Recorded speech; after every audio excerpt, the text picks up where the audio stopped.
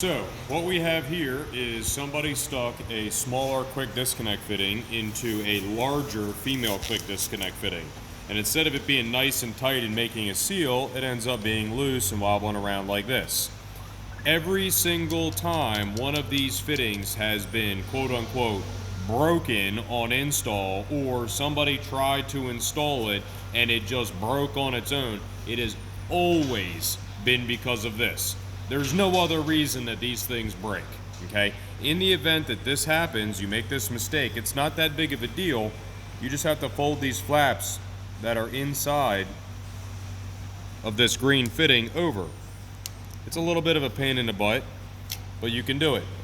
It's these little green flaps that right here that you have to push over. The problem is, if you try to pull this out or yank on it or anything like that, you're going to break the fitting, and then you're going to have to call us in order to get it replaced. Alright, so what I'm going to do now is actually show you the correct way to use these fittings. The blue and the greens are going to be exactly the same, okay, in terms of installing. So the green is a bigger one, and it goes on the bigger quick disconnect. You push it in, and it should be nice, solid, and seamless. It should click, and then you push that down. That's the lock. You pull the lock back up, push down, and then pull it off. I could literally sit here and do this 100 times and not have this thing break on me one time. So anytime that one of these fittings break, what we run into is it's been install error. I want to help you avoid that from happening. Okay?